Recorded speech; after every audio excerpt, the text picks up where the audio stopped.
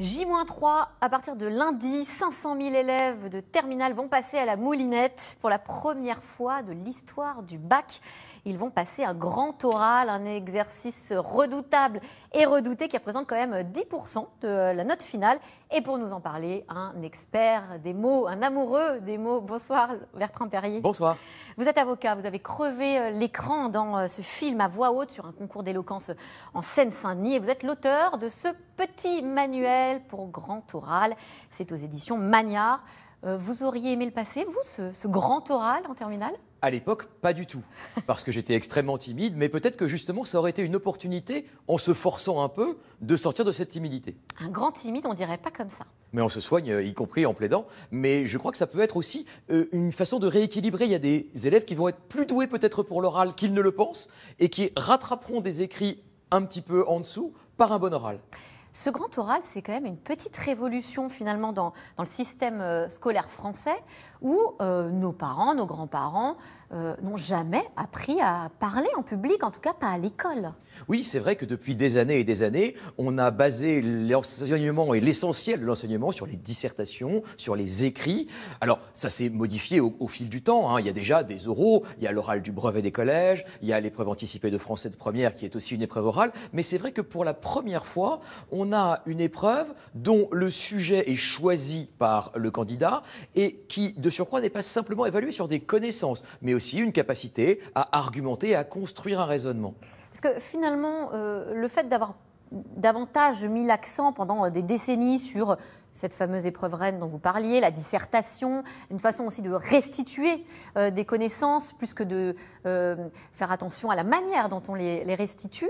Qu'est-ce que ça dit ? Aujourd'hui, on en a besoin aussi de l'oralité, même dans la vie de tous les jours finalement, quand on devient adulte. Mais c'est essentiel, l'oralité est présente à tous les grands moments de la vie.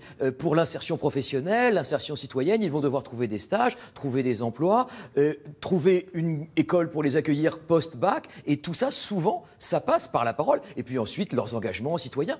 Oui, on parle du grand débat. On parle des grands débats citoyens. Débat, bien sûr. Et finalement, on n'échappe pas au fait qu'on est jugé dans la société sur la capacité à bien parler. On peut trouver ça cruel, réducteur ou subjectif, mais c'est ainsi. Il était donc normal qu'à partir du moment où l'écrit et l'oral ont une égale importance dans la vie, l'école rééquilibre aussi les choses.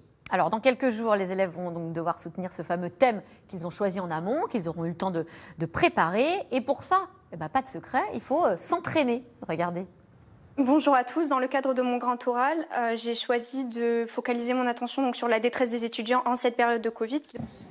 Houston, we have a problem. La phrase la plus glaciale jamais prononcée de l'histoire de la conquête spatiale. Houston, we have a problem. Est-ce qu'ils sont bien partis? Est-ce que quand Ouais, vous voyez ouais, ça, ils sont très bien. D'abord, on sent que les sujets leur plaisent. Et c'est ça qui est formidable. C'est qu'ils choisissent leur sujet, non pas en fonction d'un programme à strictement parler, mais peut-être d'un stage qu'ils ont fait, d'un hobby, de quelque chose qui les intéresse dans l'actualité ou dans l'histoire. Et donc, ils sont un peu moteurs de leur propre épreuve.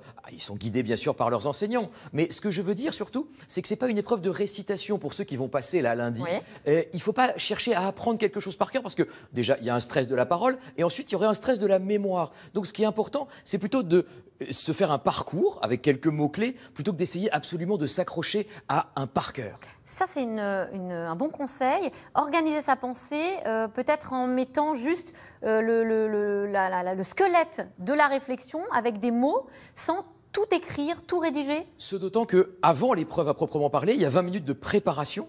Et donc l'élève peut librement, pendant ces 20 minutes, justement, se faire ses petites notes parce que le ministre a autorisé, en cette période de Covid, où c'est vrai que la préparation a été un peu rocambolesque de l'épreuve, les élèves à passer avec des notes. Alors, il ne s'agit pas évidemment de tout écrire, mais on peut se faire un peu comme un parcours ou un plan d'un slalom, si vous voulez. On a un portillon de départ, une ligne d'arrivée, quelques portes, et puis après, le parcours est libre. Mais au moins, ça vous donne un canevas, un squelette pour ne pas vous perdre. Alors, on a vu les jeunes gens debout. C'est une des seules épreuves qui se passe debout.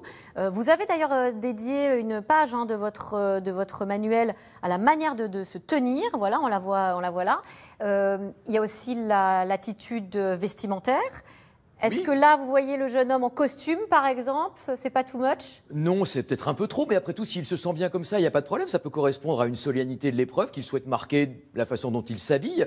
Et c'est une épreuve qui est effectivement debout pour sa première phase, c'est-à-dire l'exposé, où on est forcément debout. Ensuite, la phase de questions qui dure un quart d'heure est possiblement assise. Le candidat a le choix de s'asseoir ou de rester debout s'il le souhaite. Mais sur la question vestimentaire, il faut d'abord qu'il se sente à l'aise dans les vêtements qu'il porte.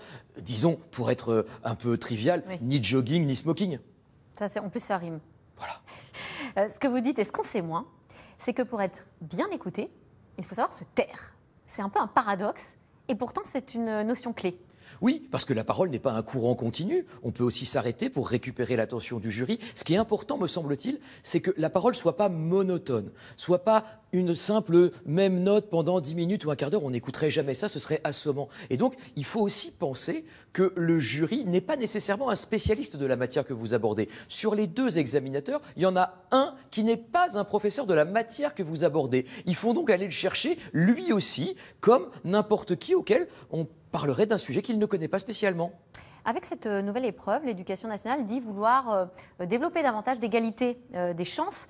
On parlait tout à l'heure des timides. Je pense aussi aux enfants qui n'ont pas forcément des grandes discussions à table avec leurs parents à la maison. Est-ce que finalement on est tous égaux devant la prise de parole? Non, on n'est pas tous égaux. Évidemment, c'est une matière extraordinairement discriminante. Et la capacité à prendre la parole, c'est un marqueur social. Mais précisément, il me semble qu'à partir du moment où ça a autant d'importance et où ça peut vous classer, y compris négativement, c'est à l'école de s'en emparer. L'école, elle a précisément pour mission d'égaliser tout cela en donnant à chacun les clés et les codes. Si elle ne le fait pas, elle l'abandonne aux familles. Et là, vous aurez les familles qui emmènent leurs enfants au théâtre, qui ont des discussions, et puis celles qui ne le font pas. Mais ça veut dire que finalement, l'oral, ça pourrait être comme une matière, comme les maths ou comme les français. On pourrait avoir des cours d'oral.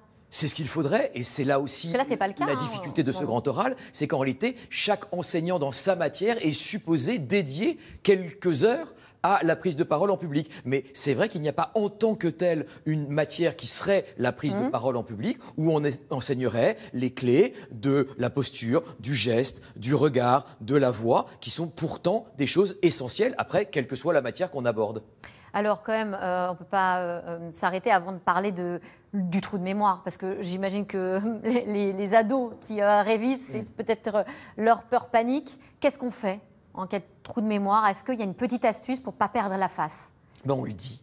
On le dit? Il n'y a pas d'angoisse de performance. On risque pas de souligner le trou de mémoire si on le dit? Mais après, on va sombrer et ça va être terrible. On va le chercher et puis on va pas le trouver et puis on va paniquer et puis on va bafouiller, on va pas arriver à respirer, ce sera pas naturel. Je pense qu'il faut mieux déminer la chose en disant immédiatement au jury, écoutez, je suis perdu, je ne sais plus quel est le point que je devais aborder, donc je vais regarder un peu plus mon papier et le jury va vous tendre une perche, parce que le ministre a aussi, compte tenu des conditions de préparation, donné des consignes de bienveillance au jury, et il faut que le candidat se dise aussi que ça n'est pas non plus un rite de passage d'une importance telle que le jury lui voudrait du mal. Et bien voilà, et plein d'autres astuces dans ce petit manuel pour grand oral, c'est chez Magnard. Merci Bertrand Perrier. Merci à vous. Et encore 3 jours pour s'y mettre, pour ceux qui veulent encore réviser. Tout de suite, C'est dans l'air avec Axel de Tarlet, une émission consacrée aux éoliennes qui s'invite dans le débat des régionales. C'est dans l'air, c'est tout de suite. Bonne émission à vous.